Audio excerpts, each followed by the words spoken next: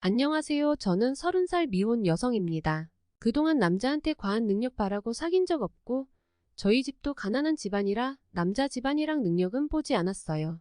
제가 키가 큰 편이라 상대방 키만 조금 보고 나이는 위아래 4살 차이까지, 그리고 말이 잘 통하면 사귀곤 했습니다. 현재 저는 세후 300 이상 받는 공기업에 다니고 있어요. 저처럼 가난한 남자여도 성실하고 말이 통하면 결혼할 마음이 있었습니다. 부부 둘이서만 열심히 살다가 가난을 벗어나고 싶었는데 그동안 남자 중에 단 한 명도 결혼하고 싶다는 생각 준 적이 없었습니다. 상대가 결혼 얘기 꺼내면 제가 걷어찼어요. 여지껏 만나본 가난한 남자들은 결혼해서 잘 살고 싶다는 희망만 있지 가난을 벗어나기 위한 생각 자체가 없었어요. 그러다 재작년에 중산 측남이랑 만나서 연애하고 올해 봄에 결혼 꼴이 나는데 결혼하는, 그제서야 모든 유부녀들 말이 이해가더라고요. 이래서 남자 배경이랑 능력 봐야 한단 거구나 하고요. 제가 여태 만난 가난남들의 문제점들을 다 써볼게요. 단순히 돈이 없단 게 문제가 아니에요. 첫째, 가난한 남자는 주제 파악을 못해요. 가난남 중에 딩크족을 본 적이 없습니다. 부모 봉양과 아이 양육 둘 다 돈 엄청 깨지는데 이걸 자기 인생에 2개 다 껴넣더라고요. 이유는 대단하지 않아요. 부모님께는 효도해야 하고 육아는 남들 하니까 자기도 하고 싶어서예요. 그걸 다 할 수 있는 인생이라고 아직도 생각드냐? 라는 말이 저절로 나오더군요. 최소 중산 측남만 되어도 부모님 노후 대비되어 있으니까 이런 생각 안 해요. 그리고 부모님이 본인 없어도 잘 지낼 수 있단 걸 아니까 자기 인생, 자기 가정부터 챙겨야 한단 걸 알아요. 부모한테 독립될 자세가 되어 있는 거죠.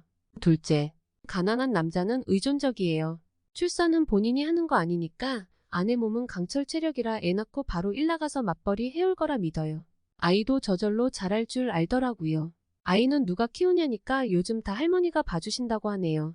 자기가 할 거란 얘기 하나도 없음. 중산 측남은 일단 적어도 자기 딴에 합리적 대안을 제시합니다. 아이를 어린이집 보내기 전인 2살까지는 본인이 투자 빡세게 뛸 테니 저는 육아에만 집중하라고 해요. 제가 일에 복귀할 때면 투잡했을 때 넣은 적금으로 도움이 쓰면 되지 않겠냐고 하고요. 투잡을 어느 정도로 뛸진 몰라도 일단 이렇게 생각해놨다는 거에서 가난한 남자와 신뢰성이 달라졌어요. 셋째, 가난한 남자는 현실 감각도 뒤떨어짐. 가난한 남자한테 애 기르는 비용은 어떻게 할 거니? 물으면 영어 유치원 같은 거 안 보내면 된다고 해요. 그래서 물어봤죠. 너 일반 유치원 보내는 비용이 얼만지는 알아? 라고요. 사귀었던 남자 중에 단 한 명도 제대로 답하질 못했어요. 그 밖에 일반 학원비, 장난감 비용, 아이 의료비용 시세도 모르고 그냥 좋은 교육만 안 시키면 된다고 생각해요. 최소 중산 측남은 본인이 부모님한테 교육받은 만큼 교육의 중요성을 알아요. 가난남이 어디서 주워듣고 온 영어 유치원 딱 하나로 우리나라 여자들 교육열이 문제라고 돌림 노래를 부를 때 중산 측남은 전형적인 고급 교육보다는 체험 위주 교육을 대안으로 제시합니다. 자기가 어린 시절에 엄마 손 붙들고 수영 다녔던 경험이 인생에 도움되었다고 자기도 애한테 해주고 싶다고 하고요. 여기서 아이 아빠로서의 자질이 또 달라지죠. 잘 사는 동네일수록 아빠들이 유치원부터 참여율 높단 게 괜한 게 아니에요. 넷째, 가난한 남자는 아빠 되는 게 애한테 민폐임. 자기는 가난했지만 부모님이 사랑으로 키워주셔서 감사했다고 자기 아이도 수저 안 따지고 부모님 공경하면서 가난한 집에서라도 행복하게 자랄 수 있단 거 알았으면 좋겠다고 해요. 아이한테 자기 행복감 강요합니다. 이딴 말하는 거 보면 애 낳을 때까지 자기가 가난 탈출 못할 건 알았나 봐요. 그런데도 더럽게 애 낳고 싶어하고 아내도 거기에 동조해 주길 원해요. 나중에 애가 자기 왜 낳았냐고 말하면 아내도 공범 만들려고 그러나요? 중산 측남은 아이 계획에 기준이 있습니다. 적어도 결혼하고 몇 살까지 목표 기준까지 모으는 거 성공하면 애 낳자고 하더라고요. 아이를 금수저랑 똑같이 키울 수는 없겠지만 적어도 부부끼리 노후 대비 다 해놓고 아이들 교육은 제대로 시켜놓을 거라는 현실적인 목표를 자기가 부모님에게 받은 만큼 세워둬요. 그래야 적어도 애한테 떳떳한 부모라는 걸 아니까. 다섯째, 현실 상황이 이 정도로 다른데 가난남은 여자 탓만 합니다. 가난남은 아내와 아이를 위할 줄 아는 남자가 드물어요. 집안일이라도 잘하면 몰라 평소 생활 꼬라지가 절대 그게 아니에요. 비전이라도 있었다면 미래를 그려봤을 텐데 남들보다 이미 뒤처진 상태면서 TV 보기와 게임이 취미예요. 차라리 본인이 멍청하면 더 잘 살고 있는 여자 말이라도 고분고분하게 들어야 하는데 인터넷에서 이상한 말만 주워듣고 개념 있는 여자를 따지고 있다니. 지금 가난남들의 개념부터 출타했는데 여자한테 개념 따질 상황이에요.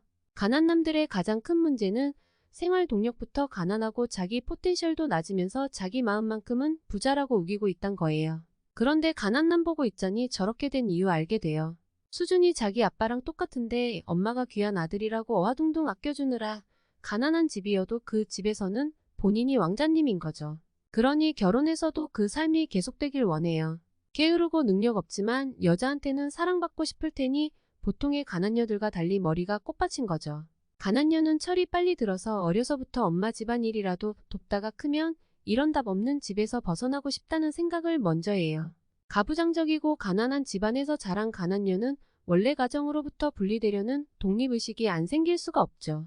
그런데 가난남들은 없는 살림에 받은 건 꽤 있으니 부모한테 부채의식도 있고 효도도 하고 싶어 해요.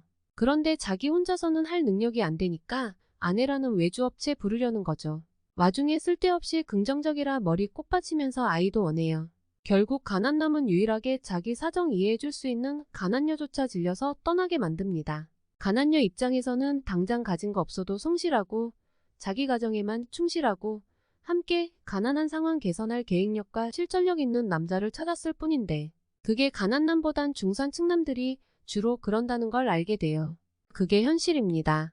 가난남은 결혼하고 싶으면 부모 봉양과 아이 계획 싹 가져다 버리고 맞벌이 부부로 딩크하면서 집안일도 나눠서 하겠다는 얘기를 해도 여자가 결혼을 확신하기 애매한데 이 정도 머리조차 못 굴리는 가난남이 넘쳐요. 오히려 현실을 파악하고 있는 건 중산층남입니다.